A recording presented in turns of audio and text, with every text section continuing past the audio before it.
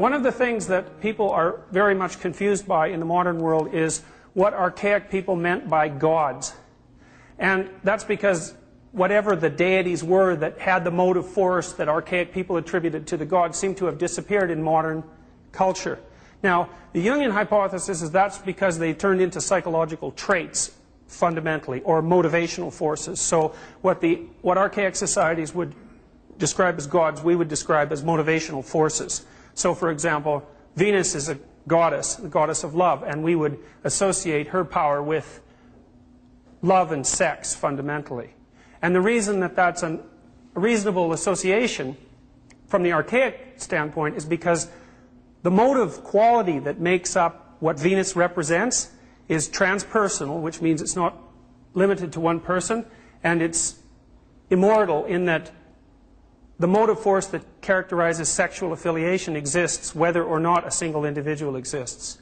So it's transpersonal, has the force of a personality, because if you fall in love, you're motivated by a certain set of standards and perspectives, right? If you're gripped by beauty, say, or if you're gripped by lust, that imposes a particular view of the world on you and impels your actions, sometimes despite your will. And so that would be equivalent from the archaic perspective to possession.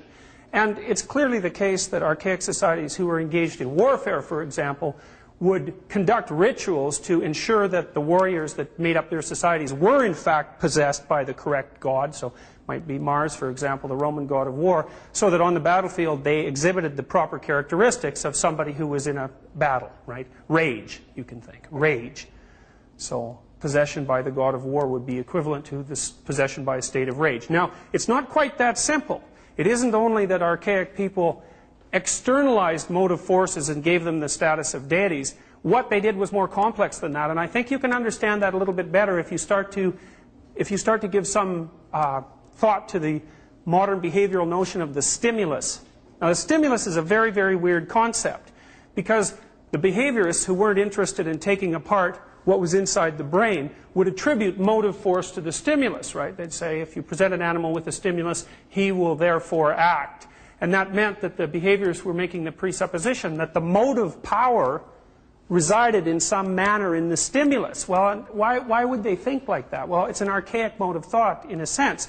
You can imagine a child saying, one of my friends today made me really angry, right? Which means that the child is essentially conflating his or her own internal emotional state with the proximal stimulus that gave rise to that state. And you see complex associations like that taking place with regards to the apprehension of beauty, say, because beauty is a very, very complex and difficult to localize phenomena. If you're very attracted to someone, are you attracted by them? Well, in a sense, of course, you are, because there they are, but in another sense, you're not at all, because what's happening is that you're engaged as much in the attraction as anything that's motivating you from the outside world. And I think that partly accounts for your sense of foolishness, especially if the person that you're attracted to doesn't return your attraction. I mean, you know that from your perceptual perspective, you're attracted and dominated by the object, but by the same token, you know entirely that, easy as it is to presume it's them and their fault, say, pretty much it all has to do with you. So, in the modern world where we've been able to separate out the object and the motive force of the object, the deities have sort of moved inside of us and become psychological forces. But you can understand, if you think about it in this manner, that things weren't so clear prior to the dawn of the empirical age.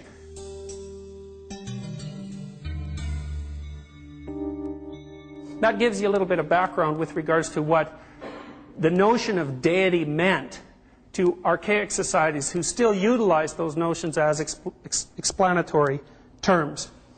Okay, so we know that if you're caught up in one of these little world games, that you may be motivated by something very, very fundamental, right? A tendency that transcends you, the tendency to propagate yourself, say Freud's fundamental motivational level, sexual affiliation, or the tendency to maintain yourself. Those you could say are the fundamental gods of existence, the fundamental driving forces, and it's the interaction of those two forces over great periods of time that produce the great diversity of life and human life that we see before us. And each of those fundamental, most fundamental of gods have their differentiated minions, so to speak, so that while engaged in the meta goal of self-preservation, you act out plots of hunger and plots of thirst, and you move from cold to hot or from hot to cold, depending on your particular, on the particular temperature of your surroundings. Or with regards to self-propagation, you're attracted to people or repelled by them for reasons that are frequently absolutely beyond your comprehension, by the way. So I just found out this week, and this is absolutely staggering, I think, that if you run an experiment on a group of women and you track their menstrual cycle, and then you give them t-shirts that men have worn to smell, that women who are ovulating like the smell of symmetrical men better than asymmetrical men. So, and that's partly because symmetrical men are probably more healthy, but this is a good example of how the motive forces that configure your world are dependent on instinctual forces that are not only beyond your consciousness, but they're beyond even, at the moment, any of our explicit explanations. So another finding that's very similar that I came across recently, turns out that mice will not mate with mice that have Rh blood factors that are likely to produce unfit offspring. The more closely genetically related the Rh factors, the more likely there is to be a catastrophe with regards to offspring. And the mice seem to detect the Rh factor by smell, so recently this was run with women, and it is also the case that women prefer men whose Rh factors are at an optimal distance from them in terms of smell. So this is some example of how these unbelievably archaic systems, because like the olfactory systems are unbelievably archaic, produce alterations in worldview at a level that's massively below consciousness. So underneath your cortical shell, which is tonically inhibiting all your emotional and motivational systems, lies all these motivational and emotional systems. And they have branches that grow up into the cortex, and they have the capacity to control your behavior completely involuntarily. So, for example, if you're gripped by fear, it's very, very difficult to overcome that voluntarily.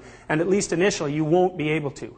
Which is to say that when the chips are down, the underlying motivational and emotional systems have control. Okay. So then what happens from that perspective? Then what happens when you encounter something you don't understand?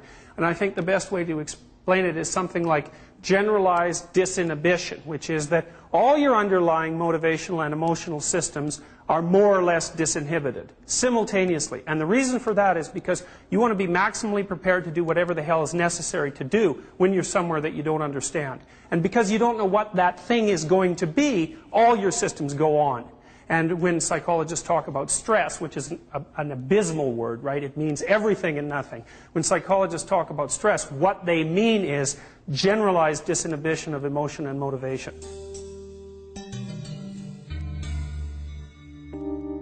Then you come to the case of ancient Egypt. One of the things Eliade points out, which I think is really interesting, I mean, really phenomenal. The story I'm going to tell you right now was essentially revealed in Egyptian culture at the dawn of the culture rather than developing over the course of the culture. So the Egyptians had a revelation right immediately that the most fundamental of gods was the one who created as a consequence of his tongue and his speech, very much akin to the Sumerian idea with regards to Marduk and also to later Judeo-Christian ideas. So here's the story. There's 4 players in this drama, okay? There's Osiris, his wife Isis, Horus, their son, and Seth. And Seth is Osiris's evil brother. Okay, now Osiris was a remarkable guy. He was the founder of the Egyptian state from the mythological perspective. So kind of like Romulus and Remus for Rome, or like George Washington for the US, right? A mythologized figure who represented all of the pharaohs and people, for that matter, who'd actually constructed the Egyptian state. Osiris, father of Egypt, so to speak. But Osiris is kind of old and a little archaic and maybe a little bit senile, and even possibly a little bit naive in that, you know, even no matter how great you were in your youth, as time goes on, you lose contact with environmental transformations, and the old rules that you live by are not necessarily applicable to the present, and some of those things that you ignore become paramount in importance. And it turns out that Osiris has an evil brother, Seth, and Seth eventually turns into Satan as mythology develops through the centuries. And Seth is a nasty guy, right? I mean, what he wants more than anything is undeserved dominion over the Egyptian state. Now Osiris, because he's not paying attention and because he isn't sufficiently cognizant anymore of the power of evil, more or less ignores his evil brother, who in turn chops him into pieces and then distributes his pieces all over the Egyptian state. Now, you might say, well, why didn't he just kill him, right? I mean, you'd think chopping him up would kill him, but he's a god. You can't just kill him.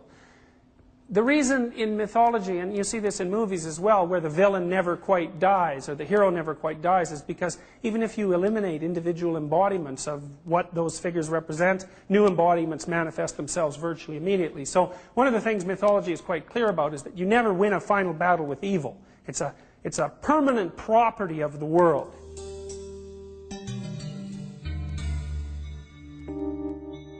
So, anyways, Seth hacks up Osiris, spreads him all over the land. Osiris ends up living a kind of shadowy and nebulous ghost-like existence down in the underworld, and Seth becomes the ruler of the state. A nasty story. All right, but Osiris has Isis as a wife. Now, Isis had a huge cult. She was a powerful goddess, goddess of the underworld. A kind of combination of Kelly and Diana, so to speak. Capable of tremendous destructive power, but also the source of all good things. Something very much like Tiamat. Now Isis got wind of her husband's disintegration, so to speak, and she went searching around Egypt till she found his phallus. And with it she makes herself pregnant. Okay, so what does that mean exactly?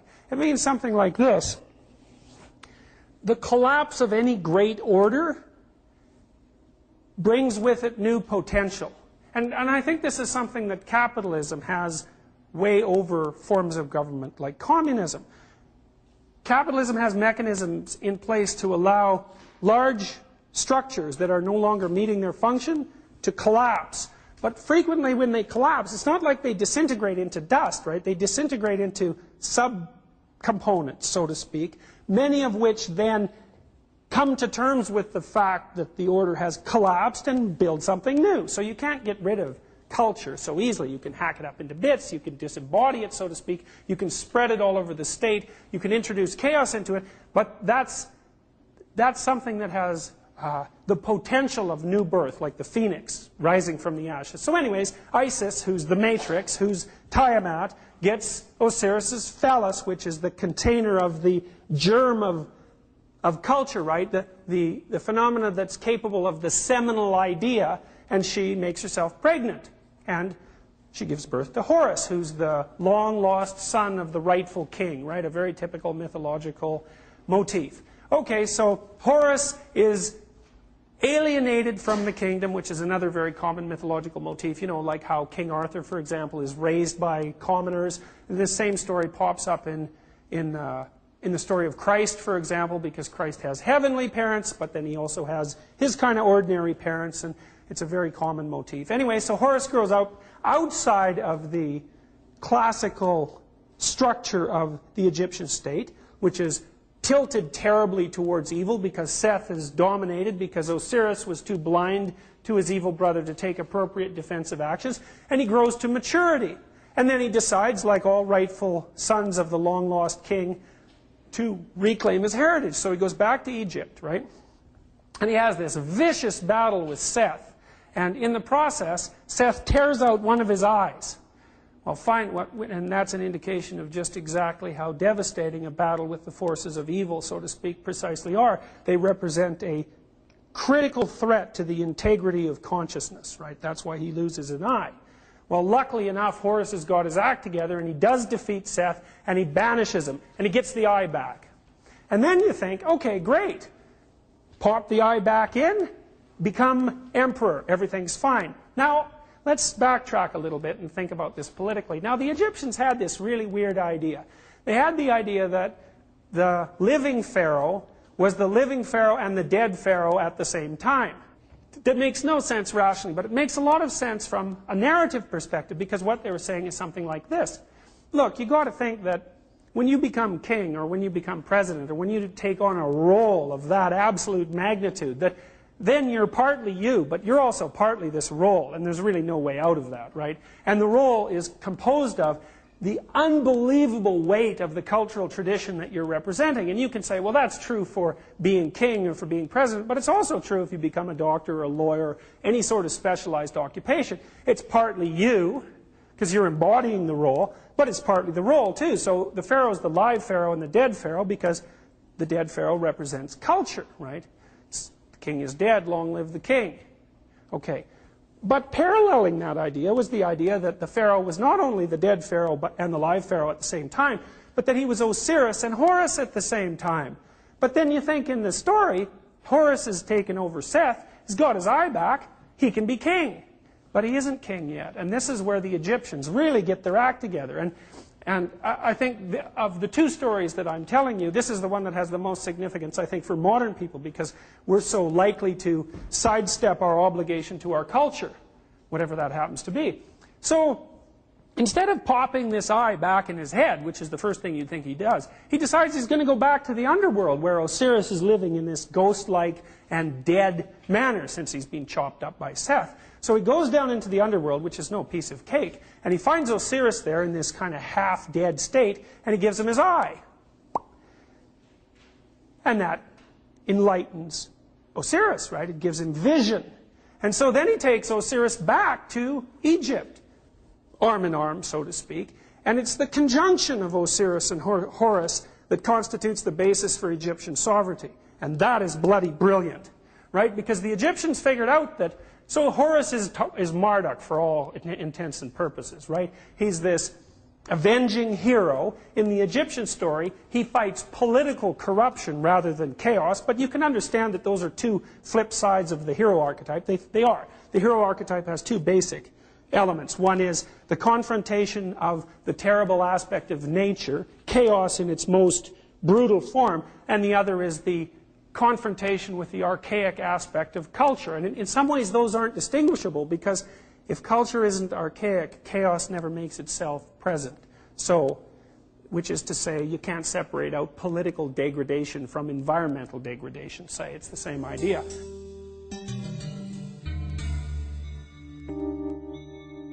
So anyways, Horus has this great idea. He needs his father, right? And I told you about the same motif emerging in Pinocchio. We already looked at that. Right? Pinocchio doesn't become genuine until he risks his life saving his father. All right, so the same thing is happening in this particular situation. So that's pretty cool. So then you get this situation where the Egyptians characterize sovereignty as the capability to overcome evil in the political domain, combined with, and that's a youthful capability, right? Combined with the wisdom of the past. All right, then you look at that from a political perspective, and you find out already that the Egyptians viewed the pharaoh as the live pharaoh and the dead pharaoh simultaneously. But then you find out something else that's interesting, and it gives you some real insight into just exactly how bloody powerful these ideas were. So you think, what did the Egyptians do with their spare time? And then you think, well, they built the pyramids, right? I mean, and that was no trivial undertaking. It was sort of the 5000 BC equivalent of flying to Mars. And I mean, the pyramids are pretty impressive now, but they were a hell of a lot more impressive in their original form, because they were in the middle of an immense complex. And the pyramids were dedicated to the immortality of the pharaoh, and the pharaoh was possessed by a spirit called Ka. And Ka was his immortal spirit, and it was the union of Horus and Osiris. Okay, so Egyptian society was dedicated to deifying the immortal spirit of the pharaoh, the union of Horus and Osiris. And it was this union that gave it was this identification with this union that gave the pharaoh a phenomenon the Egyptians called Mat. And Mat was like truth or good order. And you can think about it as conscience, in a sense. As if the pharaoh was utilizing the union of Horus and Osiris, then he would have an intuitive ability to decide what the appropriate course of order was. And so the Egyptians would say, for example, when the Pharaoh came into the court, they'd say, the sun has risen, and by that they meant that the power that reigned over the dominion of the night had arrived.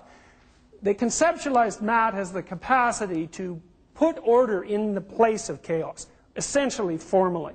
So they assimilated the union of Horus and Osiris with the capability of putting order in the face of chaos. They regarded that as immortal, and they spent all of the excess resources of their society glorifying that idea. And you think, you don't produce something like the pyramids without really being possessed by an idea, right? This is no trivial undertaking. It's going over a period of several hundred, if not several thousand years. It takes an awful lot of work. So this idea of the immortality of the union of Horus and Osiris and its association with sovereignty was an absolutely potent idea for the Egyptians. It gave their whole culture motive force.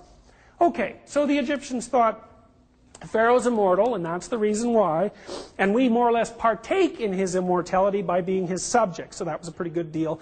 But then Eliade points out something very interesting, and this is called the democratization of Osiris. And what you found was that initially there were certain symbolic representations representing the immortality of the Pharaoh that could only be used by the Pharaoh. But as Egyptian culture continued to develop, then the symbolic representations of immortality started to be adopted by the aristocracy. Now what did that mean? It meant that this process that the Egyptians had conceptualized as integral to the order of the state was no longer solely embodied in the hands of the Pharaoh, right? It had started to drift down the power hierarchy into the aristocracy. Okay. Well, then you think, what happens after that? So by the end of Egyptian society, the aristocrats were characterized by an identity with the union of Horus and Osiris, right? Sovereignty had started to spread itself out. Then you think what starts to happen with the Greeks, right? The Greeks attribute sovereignty to every male Greek. Barbarians, no. Women, no. But at least all males, right? You get a beginning of a democratic notion there.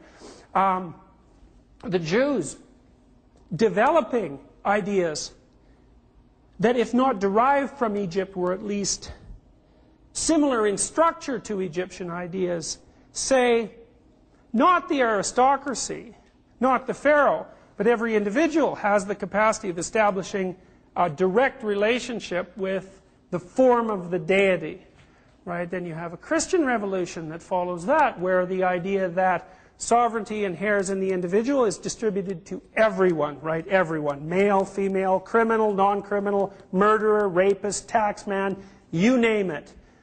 Sovereignty inheres within them, and it's on that soil that our whole democratic culture emerges.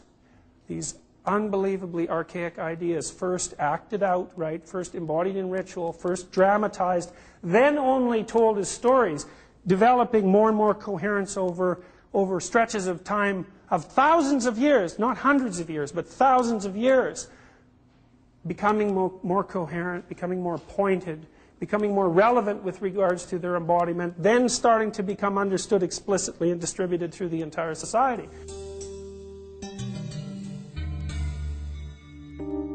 And it's on that ground that our world rests, not on the ground of rationality as established in, say, Europe in 1500. What we have is much more profound and solid and deep than any mere rational construction. It's a form of government, an equilibrated state, so to speak, that's a consequence of an emergent, if not evolutionary, at least social evolutionary process. And I would say that it stems much farther back than that, because you can imagine something like this. Look, if this ideal personality that should be sovereign is represented by the optimal combination of creativity and traditionalism, say, if that's the optimal combination, and if we're prepared to regard that as optimal, if that's what you perceive when you perceive someone that you respect and admire, then you could say that success in our social hierarchies is predicated on the degree to which you actually embody that combination. And then you see an interaction between individual success and this social construction that would be an interaction that extends over centuries or even thousands of centuries, so that as these ideas become more and more developed, we become more and more adapted to embodying them as a consequence of evolutionary pressure.